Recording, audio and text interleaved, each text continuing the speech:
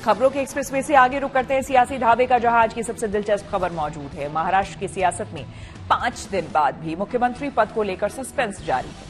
हालांकि आज एकनाथ शिंदे ने साफ कर दिया है कि दिल्ली दरबार जो केंद्र फैसला लेगा उन्हें मंजूर होगा।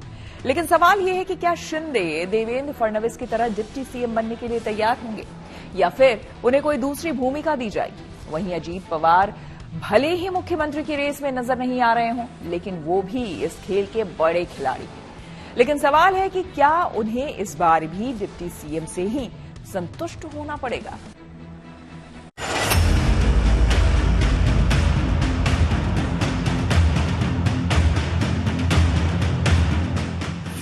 मैंने अमित भाई जी को भी फोन किया, मोदी जी को भी फोन किया। सरकार बनाने में हमारी तरफ से कोई भी रुकावट, कोई भी अड़चन, कोई भी कुछ भी किसी भी तरह का अड़ंगा नहीं है।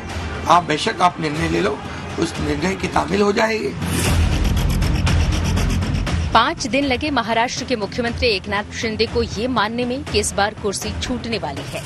खुद सामने आए और कहा कि प्रधानमंत्री मोदी और गृह मंत्री अमित शाह जो भी फैसला करेंगे वो उन्हें स्वीकार होगा।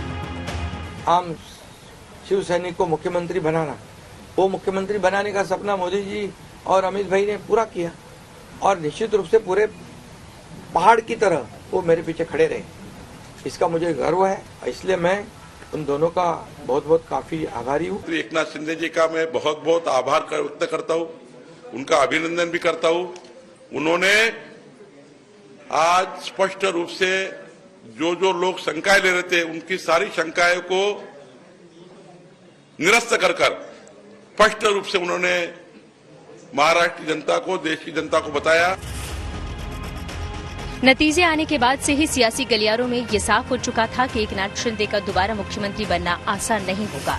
जीत तो प्रचंड हुई है, पर सीट और जीत के स्ट्राइक रेट के मामले में बीजेपी अपनी दोनों ही सहयोगी पार्टियों से काफी आगे है। इसलिए नतीजों के बाद से ही बीजेपी ने कभी अपना दावा छोड़ा नहीं। सहयोगी पार्टियों के नेता भी खुलकर कह रहे थे कि मुख्यमंत्री तो बीजेपी का ही होना चाहिए, पर एकनाथ शिंदे की पार्टी के नेता आखिरी वक्त तक अपनी दावेदारी जताते रहे। कभी बिहार फॉर्मूले की बात की तो कभी चुनाव से पहले मुख्यमंत्री के चेहरे की बात की। वो रामदास आठवले है, उनको हम इतना सीरियसली नहीं लेते। तो शिवसेना का शेर महाराष्ट्र में दहाड़ेगा? यस, महाराष्ट्र में दहाड़ेगा, जम से दहाड़ेगा। आपने देखा है 40 थे, आज 57 तक हम चुन के आ गए।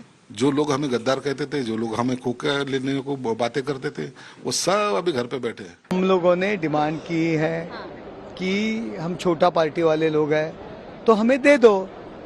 मांग तो करने में कोई प्रॉब्लम नहीं है, वो मांग की थी, बिहार में जैसा दिया वैसा हमें भी दे दो। सब मांग की थी, निर्णय लेंगे। असल में सियासत में दबाव भी तभी काम करती है जब संख्या बल आपके साथ हो। एकनाथ शिंदे की पार्टी को सीटें तो काफी मिली, पर वो ऐसी स्थिति में नहीं है कि उनके बिना सरकार न बन पाए। ऊपर से जब दूसरी सहयोगी एनसीपी पहले ही कह चुकी है कि मुख्यमंत्री बीजेपी का होना चाहिए, तो फिर दबाव बनाने लायक शिंदे के पास कुछ बचा नहीं था। देखो, नैसर्गिक न्याय तत्व के अनुसार तो हमारा ही सीएम बनना चाहिए, मगर अब ये निर्णय कौन हम करते हैं क्या? ये निर्णय तो माननीय मोदी जी, अमित भाई करते हैं। तो उनके निर्णय होने के बाद ही उसकी क्या संभावनाएं है वो स्पष्ट रूप से बताई जा सकेगी। अभी तो मैं कुछ इस पे कहूँ, इतना अधिकार मेरा नहीं। तीनों पार्टी का गठबंधन का सरकार है, सभी को विश्वास में लेके फैसला करना पड़ता है। तो अभी ऐसे देरी तो नहीं हुई, 4 दिन ही हुए रिजल्ट लगकर, ऐसे कोई देरी तो है नहीं। आठवले जी का जो भी ओपिनियन है उनका इंडिविजुअल ओपिनियन है, उनका कोई पार्टी का ये उसमें स्टैंड नहीं है। दिक्कत यह भी है कि लोकसभा में भी एकनाथ शिंदे की पार्टी के पास इतनी सीटें नहीं है कि वो केंद्र में भी दबाव बना पाए। इन सभी समीकरणों को तौलने के बाद ही शिवसेना के सुर ढीले पड़े। हालांकि विरोधियों को इससे चुटकी लेने का मौका जरूर मिल गया। महायुति का जो मैंडेट दिया है वो महायुति के लिए है, तो हमें इकट्ठा रहना चाहिए, हमें अच्छी तरह से काम करना चाहिए। और ये मैंडेट मोदी साहब के लिए भी है। देखिए, मोदी साहब का एक फेस है जिसके लिए लोग मतदान करते हैं, चाहे वो शिवसेना को करे, चाहे वो भाजपा को करे, चाहे वो एनसीपी को करे, लेकिन चेहरा तो बिल्कुल सीएम साहब का था और उन्होंने बहुत एफर्ट्स लिए। एकनाथ शिंदे जी की पार्टी है, वो कोई पार्टी का कोई स्ट्रक्चर नहीं, वो एमएलए से बनी है। अब ये मुख्यमंत्री नहीं रहेंगे तो इतने एमएलए को संभालना और उनकी जो इच्छा आकांक्षा पूरी करना, ये उनके लिए असंभव है। और इसी वजह से वो मांग रहे हैं मुख्यमंत्री पद।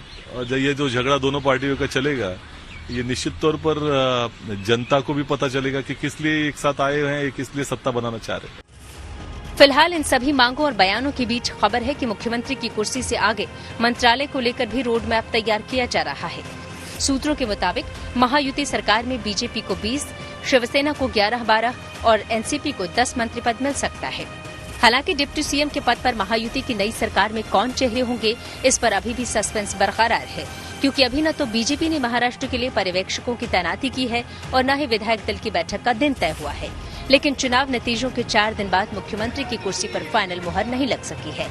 खबर है कि मुंबई में एनसीपी नेता छगन भुजबल और गिरीश महाजन ने देवेंद्र फडणवीस से मुलाकात की। उधर दिल्ली में एनसीपी के नेता प्रफुल्ल पटेल और सुनील तटकरे ने अमित शाह से भी मुलाकात की है। मंत्री और मंत्रालयों का क्या फॉर्मूला फाइनल होता है, इसकी तस्वीर अभी धीरे धीरे साफ हो जाएगी। Bureau report, good news today.